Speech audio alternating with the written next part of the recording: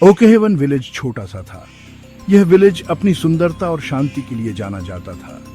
यहाँ के लोग सरल और मिलनसार थे और उनकी जिंदगी प्रकृति की गोद में सुकून से बीतती थी, शांत, अमन चैन वाला। यहाँ की सुबह पक्षियों की चहचहाहट से शुरू होती थी और शामें झिंगुरों की मधुर ध्वनि से। हरी भरी पहाड़ियों के बीच बसा ये एक ऐसी जगह थी जहाँ राज दफन रहते थे। यहाँ की हरियाली और ताजगी में एक रहस्यमयी आकर्षण था जो हर आगंतुक को अपनी ओर खींचता था। लेकिन विलेज के किनारे पर साए और फुसफुसाहटों में छुपा एक राज था जो चुप रहने से इनकार करता था, भूतिया कुआं। ये कुआं विलेज के लोगों के लिए एक पहेली था, एक ऐसा स्थान जहां जाने से लोग कतराते थे। कुआं पुराना था, बहुत पुराना। उसकी गहराई में छुपे रहस्य और कहानियां विलेज के बुजुर्गों की जुबानी सुनाई देती थी। यह कुआं सदियों पुराना था और इसके पत्थरों पर समय की छाप साफ दिखाई देती थी। उसके पत्थर समय और मौसम से घिसकर चिकने हो गए थे, काई और लाइकेन से ढंके हुए थे। ये पत्थर उन अनगिनत कहानियों के गवाह थे जो इस कुएं के इर्द गिर्द बुनी गई थी। वे अनगिनत मौसमों के आने जाने, अनगिनत कहानियों के फुसफुसाए जाने और भुला दिए जाने की कहानी कहते थे। हर मौसम के साथ कुएं की कहानियां भी बदलती थीं, लेकिन उनका रहस्य हमेशा बरकरार रहता था। लेकिन कुएं की कहानी, वो कहानी जो उसके ठंडे गीले पत्थरों से चिपकी हुई थी, जैसे घना कोहरा, एक ऐसी कहानी थी जिसे कोई जोर से बोलने की हिम्मत नहीं करता था। ये कहानी विलेज के हर व्यक्ति के दिल में बसी थी, लेकिन उसे सुनाने का साहस किसी में नहीं था। यह कुआं अपने आप में एक जीवित रहस्य था जो हर आने जाने वाले को अपनी ओर आकर्षित करता था, लेकिन उसकी गहराई में छुपे रहस्य को जानने की हिम्मत किसी में नहीं थी। ओकेहेवन के गांव वाले डर को जानते थे।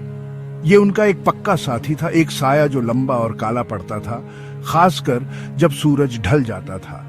उनका डर कुएं से पैदा हुआ था और उस चुड़ैल की कहानी से जो उसकी गहराई में रहती थी। वे उसके बारे में धीमी आवाज में बात करते थे।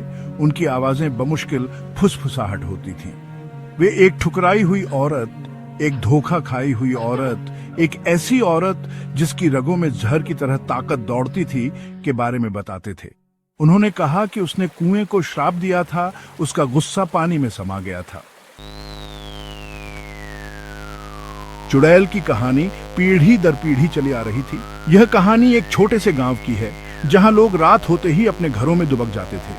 हर बार बताने पर डर की एक नई परत, एक नया विवरण जुड़ जाता था जिससे रूह कांप जाती थी। गांव के बुजुर्गों का कहना था कि चुड़ैल की आत्मा कभी चैन से नहीं बैठती। कुछ लोगों ने कहा कि वो अनजान आदमियों को अपनी मौत के लिए फुसलाती थी। उसकी आंखों में एक अजीब सी चमक होती थी जो किसी को भी सम्मोहित कर सकती थी। दूसरों ने बच्चों के बिना निशान के गायब होने की फुसफुसाहटें की। बच्चों के माता पिता रात को अपने बच्चों को बाहर जाने से मना करते थे क्योंकि उन्हें डर था कि चुड़ैल उन्हें उठा ले जाएगी। अंधेरा होने के बाद कोई भी कुएं के पास जाने की हिम्मत नहीं करता था। कहा जाता था कि कुएं के पास चुड़ैल की आत्मा का वास था और जो भी वहां जाता वो कभी वापस नहीं आता। सबसे बहादुर लोग भी इसे सीधे नहीं देखते थे।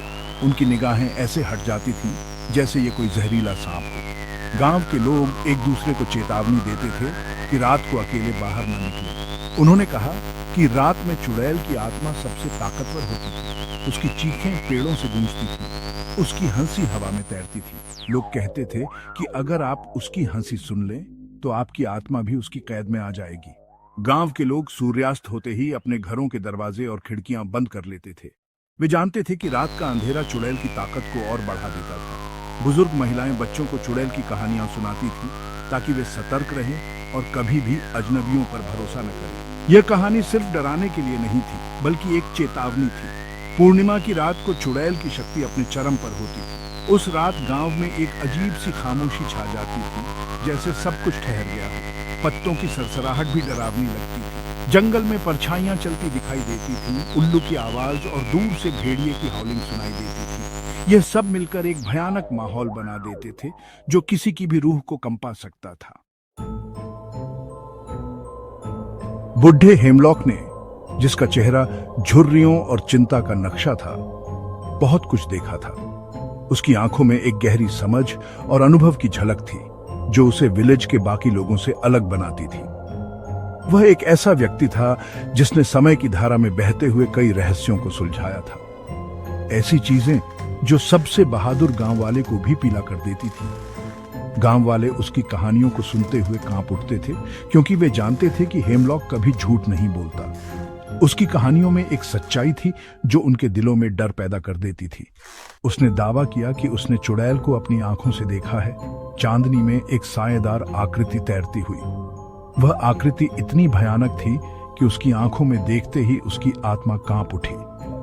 हेमलॉक ने बताया कि वह आकृति हवा में तैर रही थी, जैसे कि वह इस दुनिया की नहीं थी। उसने उसकी आवाज का वर्णन किया, एक धीमी कर्कश आवाज जिससे उसकी रीढ़ की हड्डी में सिहरन दौड़ गई। वह आवाज इतनी भयानक थी कि उसे सुनते ही उसके रोंगटे खड़े हो गए। हेमलॉक ने कहा कि वह आवाज उसकी आत्मा के अंदर तक गूंज रही थी, जैसे कि वह उसे चेतावनी दे रही हो। उसने उसकी आंखों के बारे में बताया।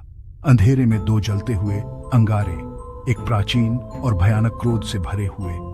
वे आंखें इतनी तीव्र थीं कि उन्हें देखते ही हेमलॉक को लगा कि वह उसकी आत्मा को भेद रही है। वह क्रोध और नफरत से भरी हुई थीं, जैसे कि वे सदियों से किसी का इंतजार कर रही हों। उसके शब्द कांपती हुई आवाज में कहे गए, एक सच्चाई लिए हुए थे जिस पर किसी ने संदेह करने की हिम्मत नहीं की। गांव वाले उसकी हर बात को ध्यान से सुनते थे, क्योंकि वे जानते थे कि हेमलॉक कभी झूठ नहीं बोलता। उसकी कहानियों में एक सच्चाई थी जो उनके दिलों में डर पैदा कर देती थी। हेमलॉक की आवाज में एक ऐसा दर्द और डर था जो किसी ने पहले कभी नहीं सुना था।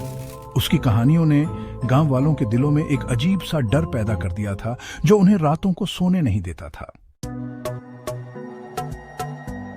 फिर चीखों की रात आई, एक ऐसी रात जो विलेज की यादों में बस गई। इतनी भयानक रात, इतनी भयावह कि इसने उनके जीने का तरीका हमेशा के लिए बदल दिया। वो एक अंधेरी रात थी। बस हर झोपड़ी के बाहर टिमटिमाते लालटेन से ही रोशनी आ रही थी। सन्नाटे को चीरती हुई एक तेज चीख सुनाई दी। उसके बाद एक और एक और। गांव वाले अपने घरों में दुबके हुए थे। डर उनसे चिपका हुआ था जैसे कोई कफन। चीखें रात भर जारी रहीं। हर एक उनकी हिम्मत के ताबूत में ठुकी हुई कील की तरह थी।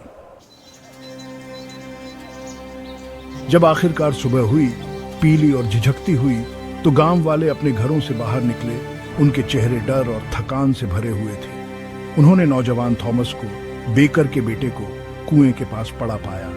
वो सदमे में था। उसकी आंखें खुली हुई और बेसुध थीं। वो बस एक ही शब्द बड़बड़ा सकता था, चुड़ैल।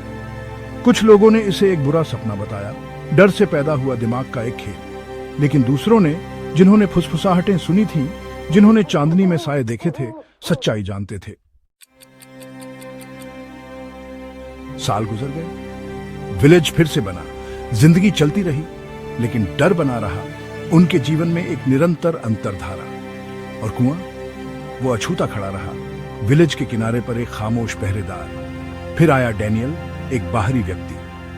उसने उनकी कहानियों का मजाक उड़ाया, उनके डर को खारिज कर दिया। उसने दावा किया कि चुड़ैल जैसी कोई चीज नहीं होती, श्राप जैसी कोई चीज नहीं होती। वो इसे साबित करेगा, उसने कहा।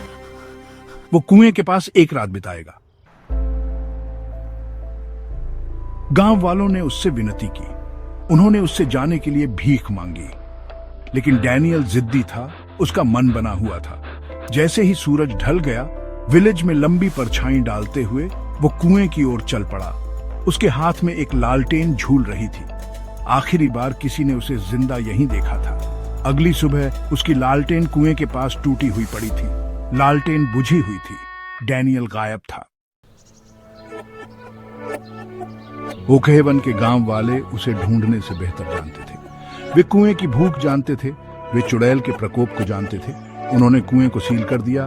ईंट दर ईंट उसे और उसके राजों को पत्थरों के पहाड़ के नीचे दफना दिया। लेकिन अब भी, जैसे जैसे साल दशकों में बदल रहे हैं, वे अब भी इसे सुन सकते हैं। हवा में एक हल्की फुसफुसाहट, आधी रात को एक हल्की छपछपाहट। एक ठंडी याद दिलाती है कि कुछ राज दफन रहने से इनकार करते हैं। कुआं भले ही खामोश हो, लेकिन चुड़ैल, वे कहते हैं, अब भी सुन रही है।